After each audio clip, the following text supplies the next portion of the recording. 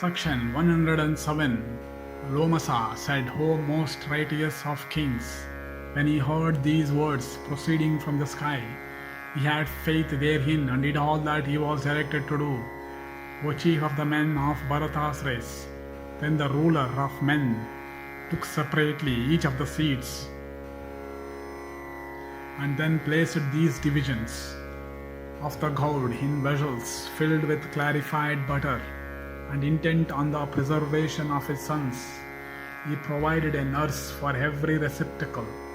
Then after a long time there arose 60,000 exceedingly powerful sons of that same king, gifted with unmeasured strength. They were born, O ruler of earth, to that saint-like king by Rudra's favor.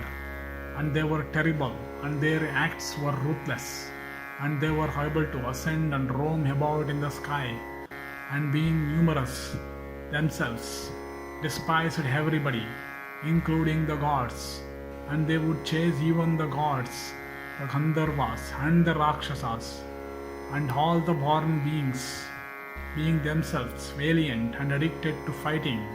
Then all people, harassed by the dull-headed sons of Sagara, united with all the gods, went to Brahma as their refuge, and them addressed the blessed grandfather of all beings, Brahma, Go hey your way, ye gods, together with all these men.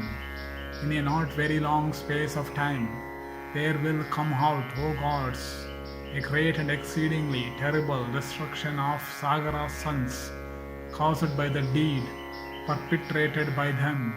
Thus addressed those same gods and men, O Lord of the sons of Manu, bade adieu to the grandfather, and went back to the whence they had come. Then, O chief of Bharata's race, after the expiry of very many days, the mighty king Sagara accepted the consecration for performing the rites of a horse sacrifice, and his horse began to roam over the world, protected by his sons. And when the horse reached the sea, waterless and frightful to behold, although the horse was guarded with very great care, it suddenly vanished at the very spot it stood upon. Then, O respected sir, those same sons of Sagara imagined the same fine horse to have been stolen, and returning to their father, narrated how it had been stolen out of the sight. And thereupon he addressed them, saying, Go hey and search for the horse in all the cardinal points. Then, O great king, by this command of their father, they began to search for the horse in the cardinal points and throughout the whole surface of the earth. But all those sons of Sagara, all mutually united, could not find the horse, nor the person who had stolen it. And coming back then, they with joined palms thus addressed their father, standing before them, O protector of men, O ruler of the earth, O king, by thy command the whole of this world, with its hills and the forest tracts, with its seas and its woods and its islands, with its rivulets and rivers and caves, hath been searched through by us, but we cannot find either the horse or the thief who had stolen the same. And hearing the words, the same king became senseless with wrath, and then told them all, carried away by destiny, Go ye all, may he never return. Search ye again for the horse. Without that sacrificial horse, ye must never return, my boys. And those same sons of Sagara accepted this command of their father, and once more began to search through the entire world. Now these heroes saw a rift on the surface of the earth, and having reached this pit, the sons of Sagara began to excavate it, and with spades and pickaxes they went on digging the sea, making the utmost efforts. And that same abode of Varuna, namely the ocean, being thus excavated by the united sons of Sagara, and rent and cut all sides round, was placed in a condition of utmost distress, and the demons and snakes and rakshasas and various other animated beings began to utter distressful cries while being killed by Sagara's sons, and hundreds and thousands of animated beings were held with severed heads and separated trunks, and with their skins and bones and joints rent asunder and broken. Thus they went on digging a ocean, which was the abode of Varuna, and an exceedingly long space of time expired in this work, but still the horse was not found. Then, O Lord of earth, towards the northeastern region of the sea, the incensed sons of Sagara dug down as far as the lower world, and there they beheld the horse roaming about on the surface of the ground, and they saw the magnanimous Kapila, who looked like a perfect mass of splendor, and having beheld him shining with his brightness, just as the fire shineth with its flames, they, O king, seeing the horse, were flushed with delight, and they being incensed, sent forward by their fate, paid no heed to the presence of the magnanimous Kapila, and ran forward with the view to seizing the horse. Then, O great king Kapila, the most righteous of saints, he whom the great sages name as Kapila Vasudeva, assumed a fiery look, and the mighty saint shot flames towards them, and thereby burned down the dull-headed sons of Sagara. And Narada, whose practice of austerities was very great, when he beheld them reduced to ashes, came to Sagara's side and gave the information to him. And when the king learned this terrible news, which proceeded from the mouth of the saint, for nearly an hour he remained sad, and then he bet not himself of what Shiva had said. He bethought himself of what Shiva had said. Then sending for Ansuman, the son of Asamanjas, and his own grandson, he, O chief of Bharata's race, spake the following words: Those same 60,000 sons of unmeasured strength, having encountered Kapila's wrath, have met their death on my account. And O my boy of stainless character, thy father also hath been forsaken by me, in order to discharge my duty as a king, and being desirous of doing good to my subjects. Yudhishthira said, O saint, whose sole wealth consists in religious practices, tell me for what reasons Sagara, the foremost of kings, abandoned his own begotten son, endued with valor, an act so difficult for all other men. Lomasa said, a son who was born to Sagara, known by the name of Asamanjas, he who was given birth to by the princess of Sivi, and he used to seize by throat the feeble children of the townsmen, and threw them while screaming into the river. And thereupon the townsmen, overwhelmed with terror and grief, met together, and all standing with joined palms, besought Sagara in the following way: O great king, thou art our protector from the dreaded peril of attack from a hostile force. Therefore it is proper for thee to deliver us from the frightful danger proceeding from Asamanjas.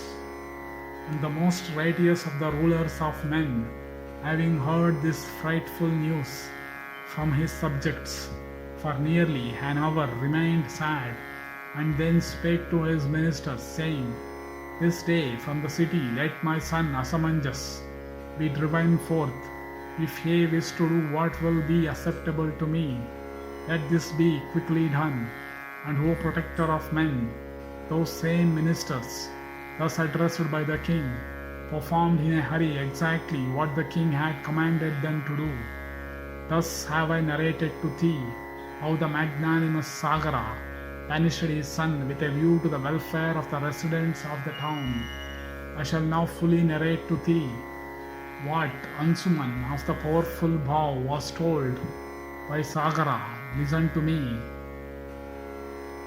Sagara said, O my boy, sore am I at heart for having abandoned thy father on account of the death of my sons, and also on being unsuccessful in getting back the horse.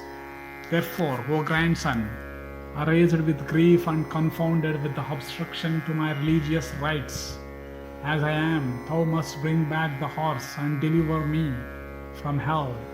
Thus addressed by the magnanimous Sagara, Ansuman went with sorrow to that spot where the earth had been excavated, and by that very passage he entered into the sea, and beheld the illustrious Kapila and that same horse, and having beheld that ancient saint, most righteous of his order, looking like a mass of light, he bowed with his head to the ground, and informed him of the reason of his visit. Then, O great king, Kapila was pleased with Ansuman, and that saint of a virtuous soul told him to ask for a favor from him. And he, in the first place, prayed for the horse, for the purpose of using it in the sacrifice. In the second place, he prayed for the purification of his fathers. And the mighty chief of saints, Kapila, spake to him, saying, I shall grant thee everything that thou desirest, O stainless prince. May God luck be thine. In thee are fixed the virtues, forbearance, and truth, and righteousness. By thee hath Sagara at all his desires fulfilled. Thou art really a son to thy father, and by thy ability the sons of Sagara will go to heaven, that is, will be delivered from the consequences of their unhallowed death. And the son of thy son, with a view to purifying the sons of Sagara, will obtain the favor of the great god Shiva by means of practicing great austerities, and will thus bring to this world the river that floweth in 3 separate streams, Ganga, O chief of men. May good luck be thine. Take thou with thee the sacrificial horse. Finish, my lad, the sacrificial rites of the magnanimous Sagara. Thus addressed by the illustrious Kapila, Ansuman took the horse with him and came back to the sacrificial herd of the mighty-minded Sagara. Then he fell prostrate at the feet of the high-souled Sagara, who smelt him on the head and narrated all the events to him, all that had been seen and heard by him, and likewise the destruction of Sagara's sons. He also announced that the horse had been brought back to the sacrificial yard, and when King Sagara heard of this, he no more grieved on account of his sons, and he praised and honored Ansuman, and finished those same sacrificial rites. His sacrifice finished, Sagara was greeted honorably by all the rites, by all the gods, and he converted the sea, Varuna's dwelling place, into a son of himself. And the lotus-eyed King Sagara, having ruled his kingdom for a period of exceeding length, placed his grandson on the throne, full of responsibilities, and then ascended to heaven. And Ansuman likewise, O great king, virtuous in soul, ruled over the world as far as the edge of the sea, following the footprints of his father's father. His son was named Dilipa, versed in virtue, upon him placing the duties of his sovereign post. Ansuman likewise departed this life, and then when Dilipa heard what an awful fate had overtaken his forefathers, he was sorely grieved and thought of the means of raising them, and the ruler of men made every great effort towards the descent of Ganga to the mortal world. But although trying to the utmost of his power, he could not bring about what he so much wished, and a son was born to him known by the name of Bharata, beauteous and devoted to a virtuous life and truthful, and free from feelings of malice. and Dilipa appointed him as king, and betook himself to the forest life. And who best of all scions of Bharata's race, that same King Dilipa devoted himself to a successful course of austerities, and at the end of sufficient period from the forest departed to heaven. Thus endeth the 107th section in the Tirtha-yatra Parva of the Vana Parva.